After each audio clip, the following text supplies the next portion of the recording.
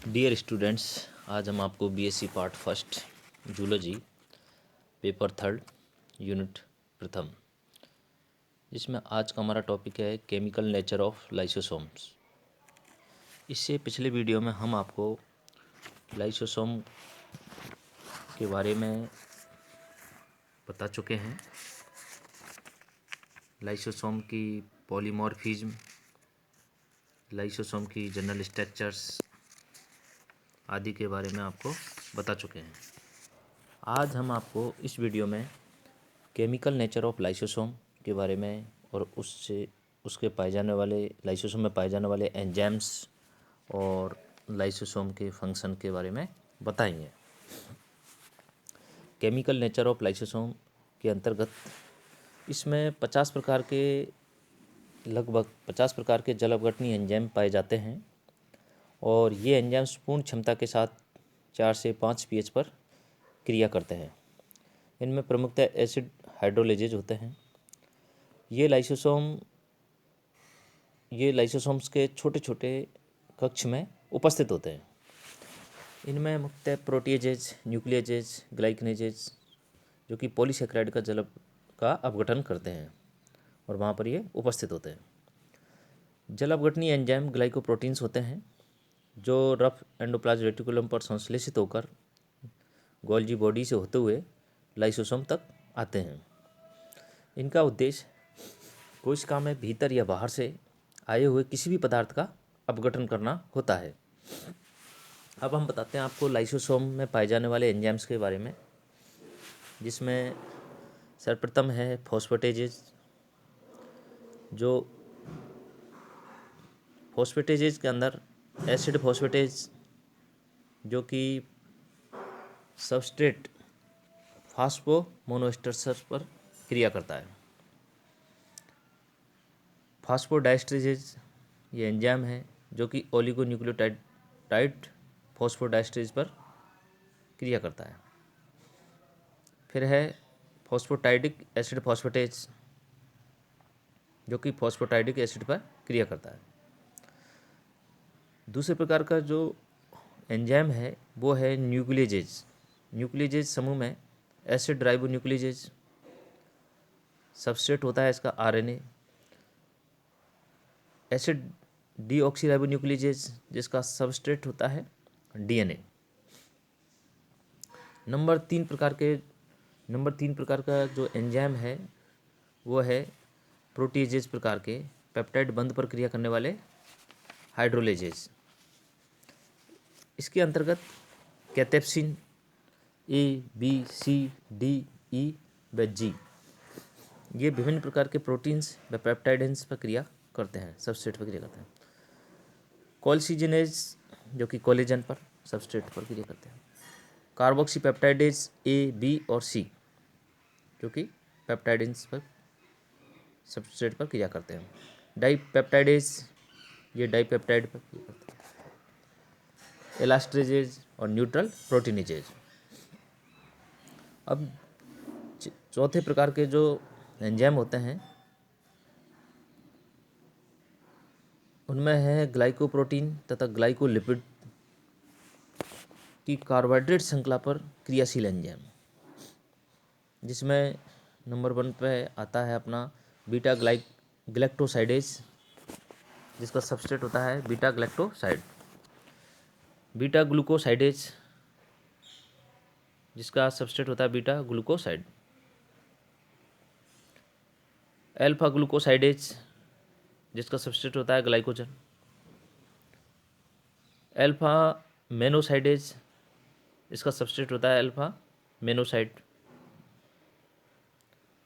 Number 5 पे है जो एंजाइम जो कि लाइसोसोम में उपस्थित होते हैं उनमें आता है म्यूकोपॉलीसेकेराइड पर क्रिया करने वाले एंजाइम, जिसमें नंबर 1 पे है लाइसोजाइम जो बैक्टीरिया की कोशिका भित्ति म्यूकोपॉलीसेकेराइड पर क्रिया करता है।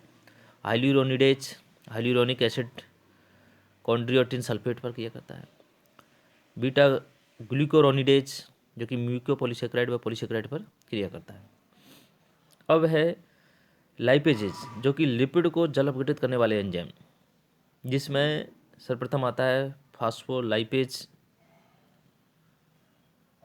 जो कि लेसिथिन और फॉस्फेटाइडिलेज इमिन पर क्रिया करता है। फिर आता है एस्ट्रेजेज, जो कि बस अम्ल एस्ट्रेज पर सबस्ट्रेट पर क्रिया करता है। स्पिंगोमाइलिनेज स्पिंगोमाइलिन पर सबस्ट्रेट पर क्रिया करता है। उसके बाद में हम आपको लाइसोसोम के बारे में कुछ और बातें बताते हैं, जिसके अंतर्गत लाइसोसोम में उपस्थित सभी एंजाइम प्रोटीन लिपिड कला के भीतर निष्क्रिय अवस्था में होते हैं, किंतु यह झिल्ली फटने पर या मुक्त होते समय सक्रिय हो जाते हैं।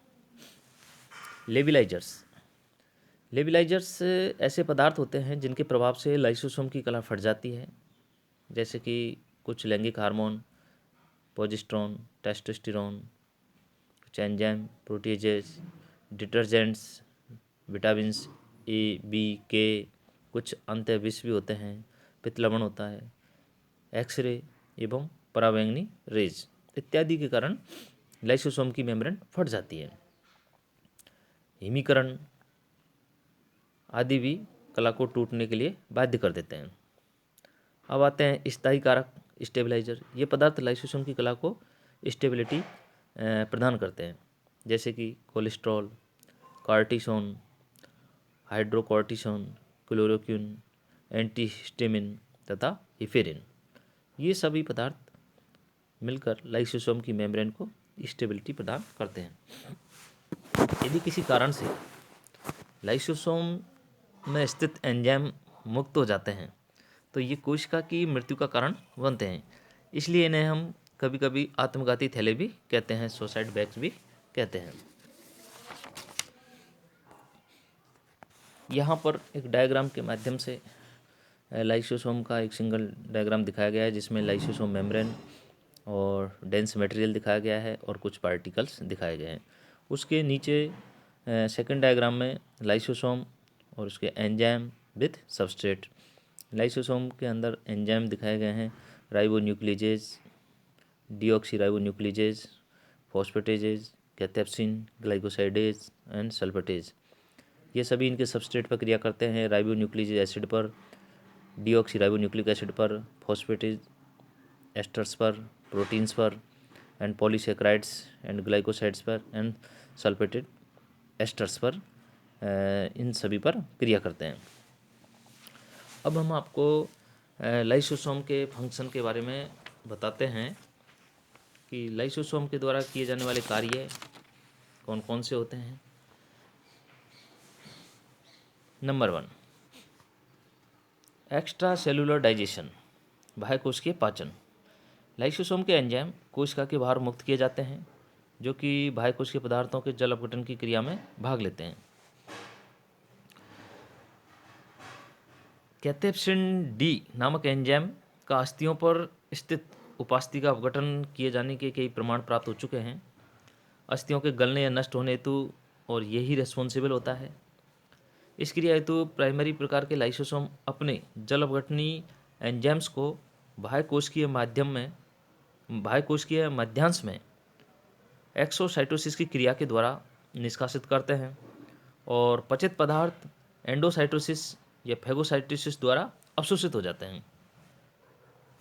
नंबर 2 प्रकार का जो इसका टाइप नंबर 2 टाइप का जो इसका फंक्शन होता है लाइसोसोम का, वो है इंट्रा सेलुलर डाइजेशन, अंतःकोशिकीय पाचन। कोशिका के भीतर होने वाली पाचन क्रिया लाइसोसोम की सहायता से होती है। कोशिका को अनेक आवश्यक पदार्थ व ऊर्जा प्राप्त होती है। अमीबा व हाइड्रा में इसी प्रकार का पाचन पाया जाता है। ल्यूकोसाइट्स विधि से बाह्य पदार्थों, जीवाणु आदि का पाचन करके प्राणी की रोगों से रक्षा करते हैं। इस प्रकार देह में, बॉडी में नए अंगों या टिश्यूज का निर्माण होता है व पुराने अनुपयोगी टिश्यूज या सेल्स को मुक्त कर दिया जाता है।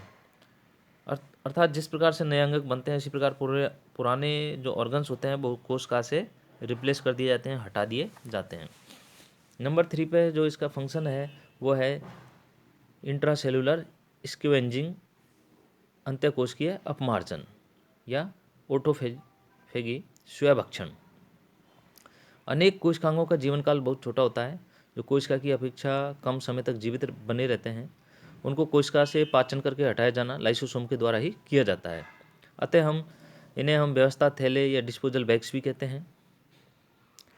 नंबर 4 प्रकार का जो इसका कार्य है लाइसोसोम का, वो है मृत कोशिकाओं का निष्कासन, removal of the dead cell. Lysosome देह से मृत कोशिकाओं को पाचन करके इन्हें निष्कासन करने का कार्य भी करते हैं। इस प्रकार लाइसोसोम की क्रियाएं सेल्स का डीजनरेशन का कार्य भी करती है और कोशिकाओं में अपचित व अपशिष्ट पदार्थों का निष्पादन इनके द्वारा ही किया जाता है और यह क्रिया क्राइनोफेगी भी कहलाती है। नंबर 5 टाइप का जो कार्य है वो है मेटामॉर्फोसिस। मेढक के कायांतरण के समय टेंडपोल की पूंछ का अपहासन लाइसोसोम की क्रिया द्वारा ही होता है। नंबर 6 टाइप का जो वर्क है इसका लाइसोसोम का फर्टिलाइजेशन। शुक्राणु द्वारा अंड की देह में प्रवेश के समय शीट्स भाग द्वारा जो एंजाइम सिक्रेटेड किए जाते हैं वो लाइसोसोम के एंजाइम ही होते हैं।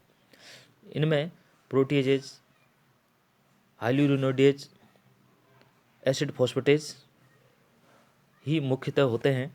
इस प्रकार शुक्राणु अंड पर स्थित जोना पेलिसुडा के भीतर ट्यूब बनाकर प्रवेश कर जाता है। नंबर 7 पे जो लाइसोसोम के द्वारा किए जाने वाला फंक्शन है वो है पोषण। अंडों में लाइसोसोम संग्रहित भोजन के पाचन में भाग लेते हैं। भूखा रहने के दौरान प्राणी को संग्रहित प्रोटीन, वसा व पॉलीसेकेराइड्स भी ये पोषक पदार्थ उपलब्ध कराते हैं।